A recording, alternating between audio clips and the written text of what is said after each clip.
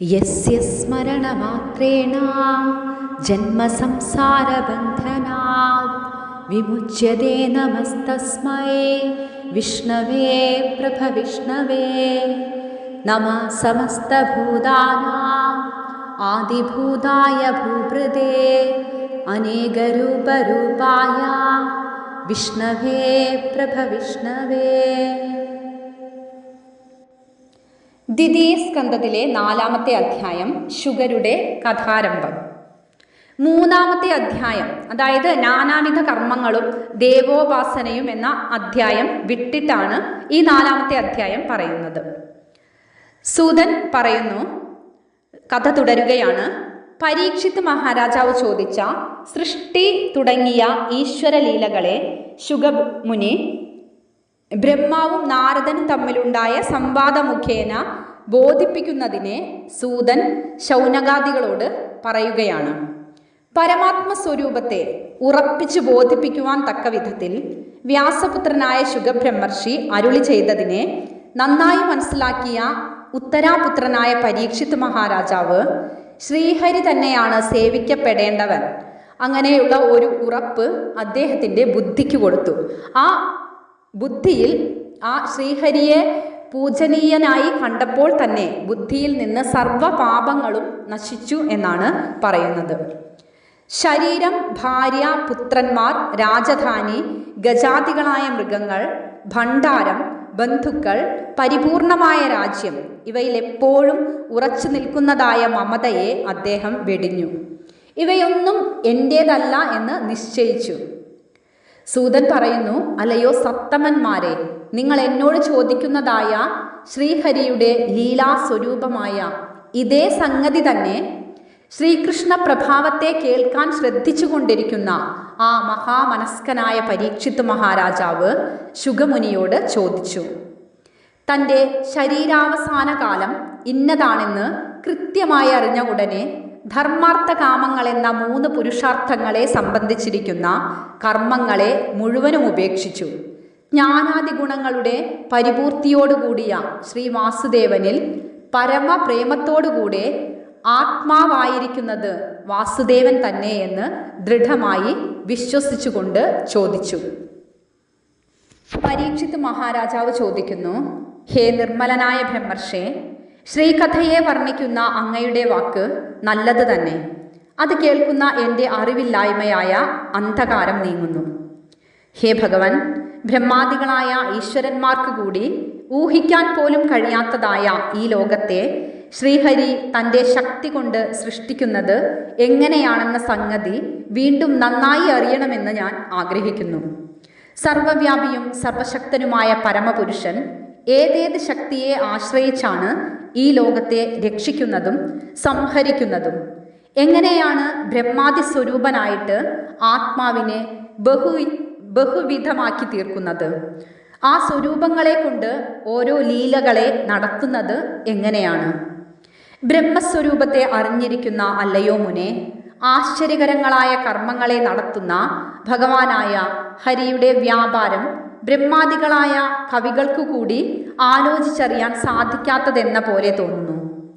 ഭഗവാൻ പുരുഷരൂപേണ ഏകനായിട്ട് ബ്രഹ്മാദികളായ ബഹുജന്മങ്ങളെ ഒരേ സമയത്തിൽ സ്വീകരിച്ചിട്ടാണോ, ക്രമത്തിൽ സ്വീകരിച്ചിട്ടാണോ പ്രകൃതി ഗുണങ്ങളെ ഭരിച്ചുകൊണ്ടിരിക്കുന്നത്?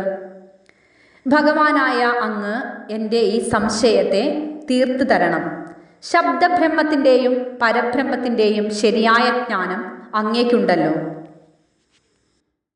സൂതൻ പറയുന്നു, ശ്രീഹരിയുടെ ഗുണങ്ങളെപ്പറ്റി പറയണമെന്ന് ഇപ്രകാരം രാജാവിനാൽ പ്രാർത്ഥിക്കപ്പെട്ട ശുഗമുനി സർവ ഇന്ദ്രിയങ്ങളെയും അതാത് വ്യാപാരങ്ങളിൽ പ്രേരിപ്പിക്കുന്ന ഹരിയെ സ്മരിച്ചുകൊണ്ട് മറുപടി പറയാൻ തുടങ്ങി.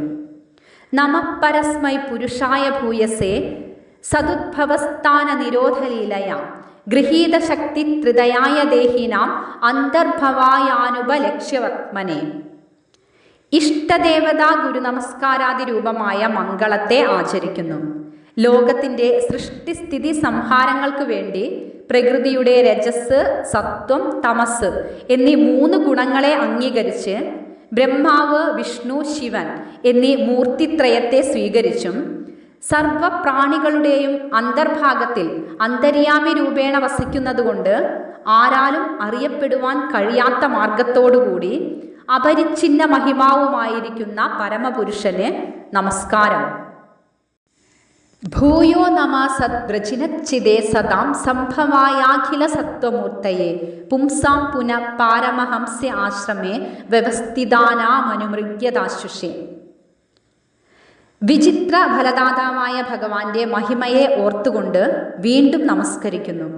വേദോക്ത ധർമ്മങ്ങളെ അനുഷ്ഠിക്കുന്നവരുടെ പാപങ്ങളെ നശിപ്പിക്കുവാനും അധർമ്മിഷ്ഠന്മാരെ സംഹരിക്കാനും വേണ്ടി അതാത് കർമ്മഫലങ്ങളെ കൊടുക്കുന്ന സകല ദേവതാ സ്വരൂപനായും പരമഹംസാശ്രമത്തിലിരുന്ന് പരമാത്മസ്വരൂപത്തെ അന്വേഷിക്കുന്നവർക്ക് പരമാത്മാവായ തൻ്റെ ആ സ്വരൂപത്തെ കാട്ടിക്കൊടുക്കുന്ന പരമഗുരുവുമായിരിക്കുന്ന ഭഗവാന് വീണ്ടും നമസ്കാരം. നമോ നമസ്തേ ഋഷഭായ സാത്വതാം വിദൂരകോഷ്ഠായ മുഹുക്കുയോഗിന നിരസ്തസാമ്യാതിശയേന രാധസ സ്വധാമനി ബ്രഹ്മണി രംസ്യതേ നമ. ഭക്തന്മാരുടെ ഹൃദയത്തിൽ ആത്മജ്ഞാനത്തെ പ്രകാശിപ്പിക്കുന്നവനും അഭക്തന്മാർക്ക് എത്ര തന്നെ ശ്രമിച്ചാലും അറിയാൻ കഴിയാത്ത ദൂരത്തിലിരിക്കുന്നവനും സാദൃശ്യമോ അതിശയമോ ഇല്ലാത്ത വിധം മഹിമയോടുകൂടിയ ഐശ്വര്യം നിമിത്തം സ്വരൂപമായ ബ്രഹ്മത്തിൽ എപ്പോഴും ആനന്ദിക്കുന്നവനുമായ ഭഗവാന് വീണ്ടും നമസ്കാരം. യത് കീർത്തനം യത് സ്മരണം യദീക്ഷണം യദ്വന്ദനം യശ്രവണം യദർഹണം ലോകസ്യ സദ്യോ വിധുനോതി കൽമഷം തസ്മൈ സുഭദ്രശ്രവസേ നമോ നമഃ.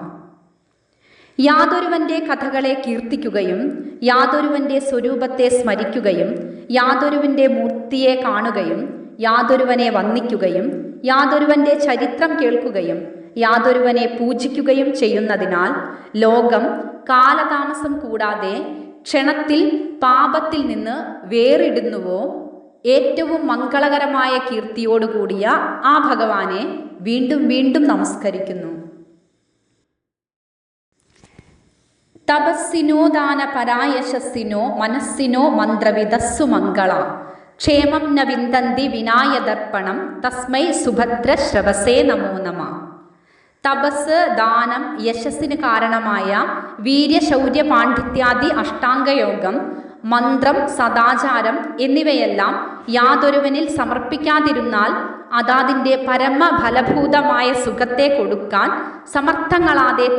സമർത്ഥങ്ങളാകാതെ തന്നെ ഇരിക്കുന്നുവോ മംഗളകരമായ കീർത്തിയോടുകൂടിയ ആ ഭഗവാനെ എപ്പോഴും നമസ്കരിക്കുന്നു.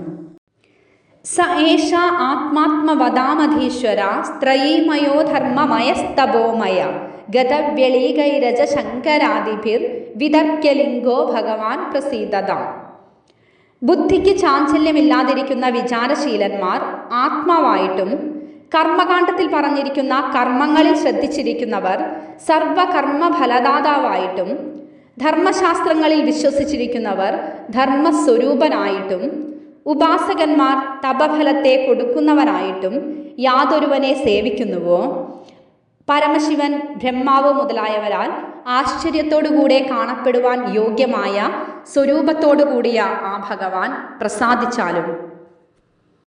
ശ്രിയപതിർയജ്ഞപതി പ്രജാപതിർ ധിയാം പതിർലോകപതിർധരാപതി പതിർഗതിശ്ചാന്തക വൃഷ്ണിസാത്വതാം പ്രസീദതാം മേ ഭഗവാൻ സദാംപതി. ലക്ഷ്മീദേവിയുടെ ഭർത്താവും യജ്ഞവിഘ്നങ്ങളെ തീർത്ത് രക്ഷിക്കുന്നവനും പ്രജാഭിവൃദ്ധിയെ വരുത്തുന്നവനും ബുദ്ധീന്ദ്രിയാദി തത്വങ്ങളെ അതാത് വ്യാപാരങ്ങളിലേക്ക് പ്രേരിപ്പിക്കുന്നവനും ലോകങ്ങളെ സൃഷ്ടിച്ചവനും ഭൂമിയെ ഉറപ്പിച്ചവനും അന്ധകന്മാർ, വൃഷ്ണികൾ മുതലായ ഭക്തന്മാരെ പാലിക്കുന്നവനും അവർക്ക് പ്രാപ്യസ്ഥാനവുമായി ഭവിച്ചവനും സത്തുക്കളെ സർവപാപത്തിൽ നിന്നും രക്ഷിക്കുന്നവനുമായ ആ ഭഗവാൻ പ്രസാദിച്ചാലും. യദംഗ്രിനിധ്യാന സമാധിദൗദ്ധയ ധിയാനുപശ്യന്തി ഹി തത്വമാത്മന വദന്തി ചൈതത് കവയോ യഥാരുചം സമേ മുകുന്ദോ ഭഗവാൻ പ്രസീദതാം. യാതൊരുവന്റെ പാദധ്യാനമാകുന്ന സമാധിയുടെ അഭ്യാസത്താൽ നിർമ്മലയായ ബുദ്ധി കൊണ്ട് ആത്മതത്വത്തെ അറിയുന്നുവോ യാതൊന്നിനെ അറിഞ്ഞവർ അവരുടെ രുചി പോലെ സഗുണമായും നിർഗുണമായും വർണ്ണിക്കുന്നുവോ ജ്ഞാനപരിപൂർണനും മുക്തിപ്രദനുമായ ആ ഭഗവാൻ മുകുന്ദൻ എന്നിൽ പ്രസാദിച്ചാലും. പ്രചോദിതായേന പുരാ സരസ്വതി വിധന്യതാജസ്യ സതീം സ്മൃതിം ഹൃദി സ്വലക്ഷണാ പ്രാദുരഭൂത്കിലാസ്യത സമേ ഋഷീണാം ഋഷഭ പ്രസീദതാം. കൽപ്പാദികാലത്തിൽ ബ്രഹ്മാവിൻ്റെ ഹൃദയത്തിൽ ലോകസൃഷ്ടിയെക്കുറിച്ചുള്ള ചിന്തയെ ജനിപ്പിച്ച യാതൊരുവൻ്റെ പ്രേരണയാൽ ശിക്ഷാകൽപ്പാദികളായ ശാസ്ത്രങ്ങളോടുകൂടിയതും അസാധാരണ മാഹാത്മ്യമുള്ളതുമായ വേദവാണി ബ്രഹ്മമുഖത്തിൽ നിന്ന് ഉദ്ഭവിച്ചുവോ, ജ്ഞാനപ്രദാനം ചെയ്യുന്നവരിൽ വെച്ച് ശ്രേഷ്ഠനായിരിക്കുന്ന ആ ഭഗവാൻ എൻ്റെ പേരിൽ പ്രസാദിച്ചാലും.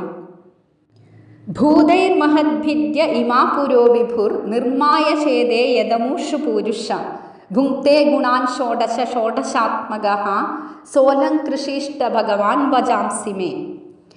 എങ്ങും വ്യാപിച്ചിരിക്കുന്ന യാതൊരുവൻ മഹാഭൂതങ്ങളെ കൊണ്ട് സർവശരീരങ്ങളെയും സൃഷ്ടിച്ചിട്ട് 11 ഇന്ദ്രിയങ്ങളും 5 ഭൂതങ്ങളും അടങ്ങിയിരിക്കുന്ന ഈ ശരീരങ്ങളിൽ അവയെല്ലാത്തിനെയും അതാത് വ്യാപാരങ്ങളിൽ പ്രവർത്തിപ്പിക്കുന്ന പുരുഷനായിട്ട് അവയിൽ വസിക്കുന്നുവോ, ആ ഭഗവാൻ എൻ്റെ വാക്കുകൾക്ക് വേണ്ടുന്ന രസാലങ്കാരാദിശോഭയെ ഉണ്ടാക്കി തീർക്കണം. നമസ്തസ്മൈ ഭഗവതേ വ്യാസായാമിത തേജസേ പപുജ്ഞാനമയം സൗമ്യ യന്മുഖാം പുരുഹാസവം. യാതൊരുവൻ്റെ മുഖമാകുന്ന താമരപ്പൂവിൽ നിന്നൊഴുകിയ ജ്ഞാനാത്മകമായ മകരന്തത്തെ പരമശാന്തന്മാർ പാനം ചെയ്യുന്നുവോ, മഹാതേജസ്വിയും ജ്ഞാനപരിപൂർണനുമായ ആ വ്യാസനെ നമസ്കാരം. ഏതദേവാത്മഭൂരാജൻ നാരദായ വിപൃച്ഛതേ വേദഗർഭോഭ്യഥാത് സാക്ഷാദ്യതാഹ ഹരിരാത്മന. ഹേ രാജാവേ, അങ്ങ് എന്നോട് ചെയ്തതായ ഈ സംഗതിയെ ശ്രീ നാരദ മഹർഷി അച്ഛനായ ബ്രഹ്മദേവനോട് പണ്ട് ചോദിച്ചു. വേദത്തിൻ്റെ ഉൽപ്പത്തി സ്ഥാനമായിരിക്കുന്ന ആ ബ്രഹ്മദേവൻ ശ്രീ വാസുദേവൻ കൽപ്പാദിയിൽ തനിക്ക് ഉപദേശിച്ചതായ ആ സംഗതിയെ തന്നെ പുത്രനായ നാരദനോട് പറഞ്ഞു. ഇങ്ങനെ ഈ അധ്യായം ഇവിടെ സമാപിക്കുന്നു. ഇത് ശ്രീമദ് ഭാഗവതേ മഹാപുരാണേ ദ്വിതീയ സ്കന്ധേ ചതുർത്ഥോധ്യായഃ. ഓം നമോ ഭഗവതേ വാസുദേവായ.